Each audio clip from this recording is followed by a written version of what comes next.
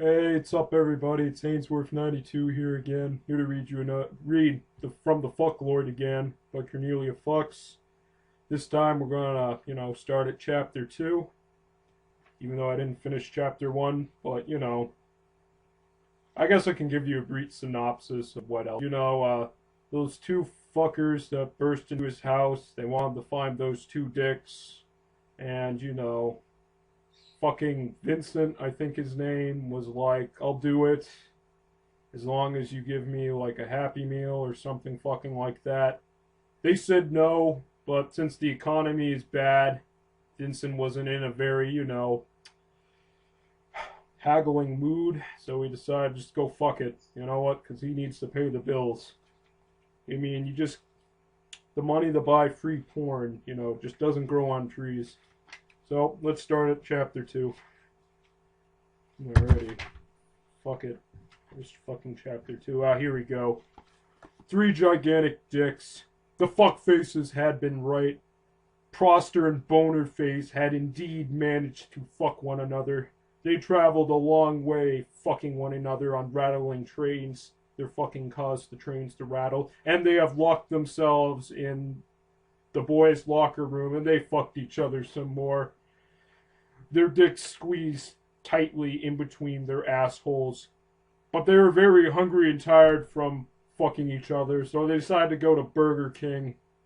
But they didn't have any fucking coupons, so they decided, fuck it, we'll just starve. At exactly the same time, their Aunt Esther was sitting down taking a shit on Victor Getz' desk. Oh, his last name's Getz? Okay. The two boys were standing in a doorway. Both were stuck in the doorway because they were both very obese. Cold cum blew in their faces, but that was kind of their fault since they were the ones producing the cum. Esther has been wrong about one thing. Proster and Bonerfaces didn't have very big ticks. In fact, they were very subpar, and at school the girls would laugh at them, but it was kind of their fault since they showed them off in class. So you can't feel bad for them. There was a girl with them though. I guess she was very desperate because she was able to deal with extremely small penis. Her nickname was Hornet because she injected people with lethal drugs and they died. The girl was frowning as she noticed that her tits haven't came in yet. She's like, I'm fucking 7-year-old, I should have double D's. But people pushed past her and they were ramming their dicks inside of fucking soup cans because they thought if they fucked the soup cans, a leprechaun would come out and he would offer them a 7-day trial for Netflix, which is pretty fucking awesome. They really wanted to watch Breaking Bad. But in this universe, Breaking Bad isn't about meth, it's just about anal fucking. But it's a pastime in Venice, so if you ever go to Venice, you anal fuck somebody, they will really respect you. I think we got everything, she said in a quiet, slightly hoarse voice. A voice hoarse from sucking extremely small dick. Prosper had liked that voice. It made him feel accomplished for having her suck his dick. It really raised his self-esteem. And he didn't really have a lot of self-esteem because, suffering from childhood obesity is a very big problem these days and provides a lot of social stigmas. He liked hearing Hornet speak sexually even before he'd been able to understand much of what she was saying. A lot of it was very dirty, so I'm not going to repeat it. At first, he remembered just a few words of sex talk that his mother used on his dad.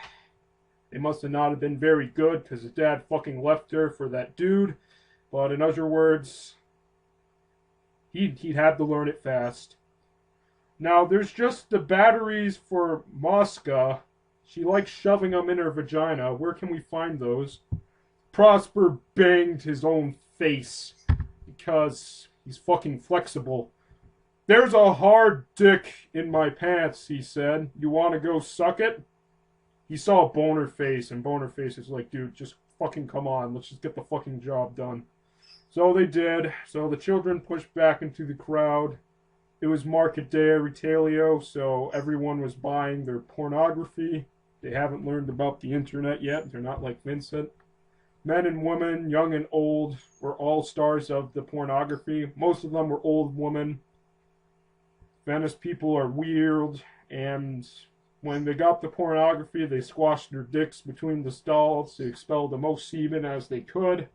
So it was a very salty area. Hornet, Bo reached for her hand, and he's like, here, grab my dick, rub it a couple times, I'll let the magic happen. And Hornet is just like, fuck you, boner face, eat this dried mushroom. So boner face did. He hallucinated it. And he picked his ass cheeks affectionately because he thought there was candy in there, but there was no candy. There was only shit. The hardware store Prosper had discovered was tiny, like his dick. In the window between coffee machines and dick toasters stood a few sex toys. Bose gazed at them and shoved them all in his mouth. But all those sex toys were used, so he got severe STDs. He doesn't know about it yet. It will play a part later on in the chapter. You're always hungry for dick. Prosper smiled. He opened his asshole and he said, hey, shove something in here. Okay, the girl dressed an elderly lady and advised her to shove something in Prosper's asshole. And Prosper enjoyed it a lot. And so did the old lady, so she gave him some fucking batteries to give to Monica. And Hornet shook her head. Monica needs D-Volt. Her vaginal crevice is very large. Much larger than, you know, most 17-year-old girls. But they're like, it doesn't matter. We'll just shove the batteries in.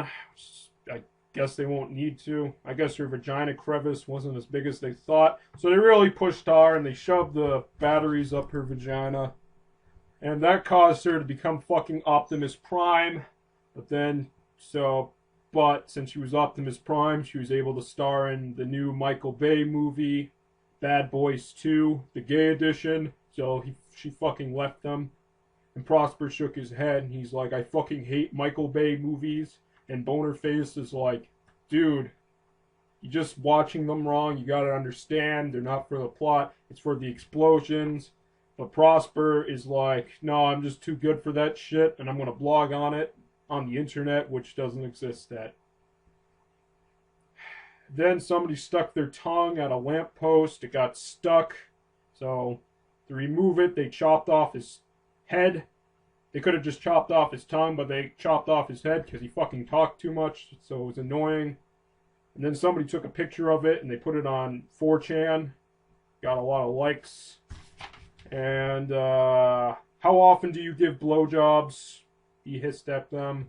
Then something fucking happened. Prosper sighed. He's like, I give blowjobs all the time. And I'm very ashamed of it. You know, it's something I want to quit. And, well would be nice. And our cash box is nearly empty. So you have to give more blowjobs, Prosper. So we can go to fucking Burger King. And that's it. And something about the fuck lord. Okay, that was chapter 2 in a nutshell. I see a lot of stuff happened in that chapter. And you know what? A lot of important stuff. It's probably life-changing and whatnot. You know, you probably just heard me read this and you're just like, oh my god, I gotta fuck a hippopotamus. Which is completely understandable. So if you have those feelings, book a trip to Africa. Go to the Nile River and find yourself a fucking hippopotamus. And just watch out for fucking crocodiles. They may want your dick too, but they don't give good blowjobs. I know this from experience. Let's just say they bite. Alrighty, that was the Fuck Lord Part 2. There possibly may be a Part 3, a Part 4, or a Part 69. I don't know which one will come fucking first, so you'll just have to see. And now my computer's about to fucking shut off, so I think it's time to stop this video. Hope you enjoyed it. Peace. Oh my god,